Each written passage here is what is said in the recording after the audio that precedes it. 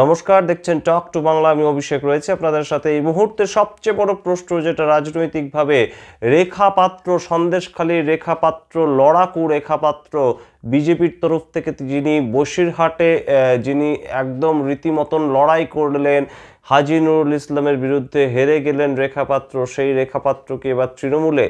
এই প্রশ্ন উঠছে তার কারণ রেখা পাত্র রাজনৈতিক গুরু সুজয় মণ্ডল গতকাল মুখ্যমন্ত্রী মমতা বন্দ্যোপাধ্যায় আজ সন্দেশখালীতে যাওয়ার ঠিক আগের দিন, গতকাল 29শে ডিসেম্বর, তিনি কিন্তু তৃণমূলে তার ঘর বাপসি হলো। এবং সেই ঘটনা নিয়ে কিন্তু আমরা অবশ্যই ইতিমধ্যে নিউজ করেছি। এবং তার থেকেও বড় যেটা খবর, সেটা কিন্তু আজকে সন্দেশখালীতে মুখ্যমন্ত্রী মমতা বন্দ্যোপাধ্যায় যখন বক্তব্য রাখলেন, সেইখানেই কিন্তু মঞ্চের চারপাশে দেখা গেল সুজয় মণ্ডলকে। কে এই সুজয় মণ্ডল আরও একবার আপনাদের জানাবো, কিন্তু জানাবো তার থেকেও বড় খবর, সুজয় মণ্ডল তৃণমূলে যোগদান করার সঙ্গে রেখা পাত্রের তৃণমূলে ফিরে আসা কিংবা রেখা পাত্রের তৃণমূল জয়েন করা, তার কি সম্পর্ক, সেই সমস্ত খবর বিস্তারিত জানাবো। তার আগে টক টু বাংলা ইউটিউব চ্যানেলটিকে সাবস্ক্রাইব করুন। আসছি খবরে। রেখা পাত্র, আমরা জানি যে সন্দেশখালী গণ আন্দোলন এই বছরের শুরুতে সবচেয়ে বড় গুরুত্বপূর্ণ একটি আন্দোলন হয়েছিল পশ্চিমবঙ্গে। এবং সন্দেশখালীর কথা শুনে কিন্তু রীতিমতন কলকাতার রাজপথ থেকে শুরু করে প্রত্যেকটি মিডিয়া চ্যানেল তারা কিন্তু সন্দেশখালী নিয়ে রীতিমতন উৎকণ্ঠা প্রকাশ করেছিল। সেখানকার খবর বাইরে এসেছিল যখন কলকাতার মানুষ কেঁপে উঠেছিলেন সেই খবর শুনে।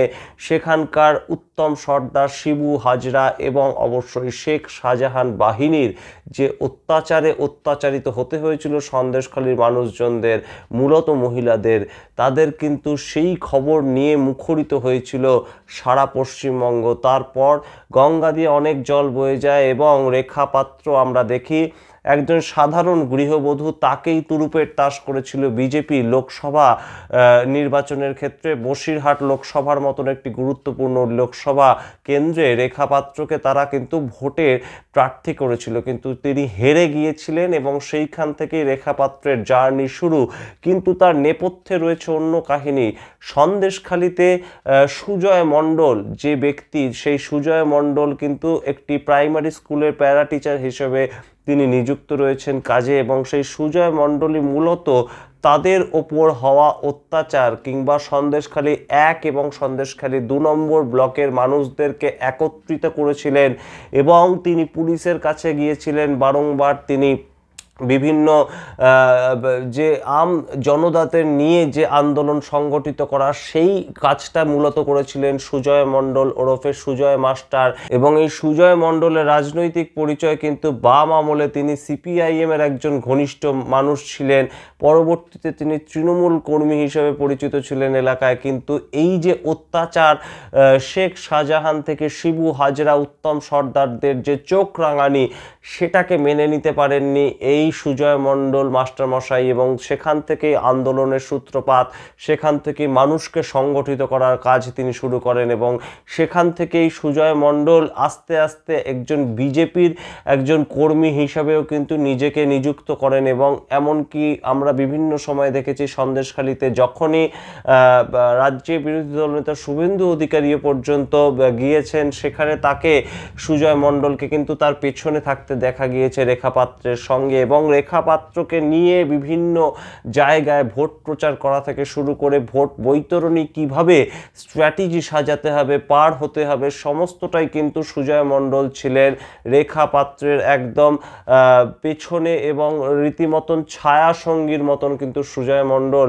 রেখা পাত্রকে গাইড করতেন রাজনৈতিকভাবে। সেই ছবিটাই আমরা দেখে এসেছিলাম। কিন্তু সুজয় মণ্ডল এখন তৃণমূল কংগ্রেসে, এবং সুজয় মণ্ডলের তৃণমূল কংগ্রেসে ফেরা নিয়ে রাজ্যের বিরোধী দলনেতা শুভেন্দু অধিকারী তিনি বলছেন সাংবাদিকদের সামনে যে সুজয় মণ্ডল নাকি কয়েকদিন আগে তাকে হোয়াটসঅ্যাপে একটি মেসেজ করেছিল যে তিনি নাকি চাপে রয়েছেন। এবং সুজয় মণ্ডলকে শুভেন্দু অধিকারী নাকি পরামর্শ দিয়েছিলেন যে তার নিজের ডিসিশন তাকে নিজেকেই নিতে হবে। এবং সেই ডিসিশন সুজয় মণ্ডল 29শে ডিসেম্বর নিয়েই ফেললেন। যে ছবিটা আপনারা দেখতে পাচ্ছেন, যে তিনি তৃণমূল কংগ্রেসে তার নিজের যে দল সেখানেই আবারও ফিরে গেলেন। সুতরাং সুজয় মণ্ডল এখন তৃণমূল তৃণমূলে যে প্রশ্নটা সবচেয়ে গুরুত্বপূর্ণ সন্দেশখালির আকাশে বাতাসে ঘুরে বেড়াচ্ছে, এবার কি রেখা পাত্রের পালা? তৃণমূল কংগ্রেসে কি এবার ফিরতে চলেছেন রেখা পাত্র? তার কারণ সুজয় মণ্ডলকে অত্যন্ত ভরসা করেন রেখা পাত্র, এবং সূত্র মারফত যেটা খবর, সুজয় মণ্ডলের সঙ্গে রীতিমতন একদম ওতপ্রোতভাবে সন্দেশখালী গণ আন্দোলনের অনেক আগে থেকেই রেখা পাত্রের যোগাযোগ, এবং সেই যোগাযোগকে কেন্দ্র করেই মূলত রেখা পাত্র সুজয় মণ্ডলের ওপর ভরসা রেখেই তিনি ভোটে লড়েছিলেন, এবং এতদিন ধরে কাঁধে কাঁধ মিলিয়ে রীতিমতন সুজয় মণ্ডলের সঙ্গেই, সুজয় মণ্ডলের সমস্ত বুদ্ধিতেই রেখা পাত্র তার রাজনৈতিক কেরিয়ারটাকে পরিচালনা করছিলেন। সেই জায়গা থেকেই রেখা পাত্র কি এবার ফুল বদল করবেন? তিনি কি জোড়া ফুল শিবিরে আসতে চলেছেন রেখা পাত্র, এবং সামনের নির্বাচনে কি সন্দেশখালীর মানুষকে চমকে দিয়ে রেখা পাত্র হতে পারেন তৃণমূল কংগ্রেসের টিকিট প্রার্থী? একজন নির্বাচন করার ক্ষেত্রে, একজন নির্বাচনে লড়ার ক্ষেত্রে কি তিনি টিকিট পেতে পারেন তৃণমূল কংগ্রেসের তরফে? তেমন চমক কি অপেক্ষা করছে রাজ্যের মানুষ এবং অবশ্যই সন্দেশখালীর মানুষের জন্য। এবং আমরা নজর রাখবো শুভেন্দু অধিকারী আগামীকাল যখন সন্দেশখালীতে বছরের শেষ দিন তিনি মিটিং করতে যাচ্ছেন, সেখানে তার চারপাশে রেখা পাত্রকে দেখা যাচ্ছে কিনা। দেখা গেলেও পরবর্তীতে রেখা পাত্র সুজয় মণ্ডলের পথে হাঁটছেন নাকি শুভেন্দু অধিকারীর পথে হাঁটছেন, রেখা পাত্র বিজেপির পথেই থাকছেন নাকি তৃণমূল কংগ্রেসের পথ অনুসরণ করছেন, সেই সমস্ত খবর কিন্তু এখন খুব গুরুত্বপূর্ণ। রেখা পাত্র কি যাচ্ছেন তৃণমূলে, তেমন কিন্তু একটা আভাস ইতিমধ্যেই, তেমন কিন্তু একটা গুঞ্জন ইতিমধ্যেই রটেছে সন্দেশখালীর রাজনৈতিক আকাশে বাতাসে। আপনারা কি মনে করছেন রেখা পাত্র যেতে পারে সন্দেশখালী সুজয় মণ্ডলকে অনুসরণ করে তৃণমূল কংগ্রেসে, নাকি তিনি থেকে যাবেন তার মতোই, তার রাজনৈতিক কেরিয়ারটা তিনি বিজেপির হাত ধরেই বানাতে চাইছেন? কি মনে করছেন কমেন্ট বক্সে কমেন্ট করে জানান, এবং অবশ্যই ভুলবেন না টক টু বাংলা ইউটিউব চ্যানেলটিকে সাবস্ক্রাইব করতে সমস্ত ধরনের নিউজ আপডেট পাওয়ার জন্য। ধন্যবাদ।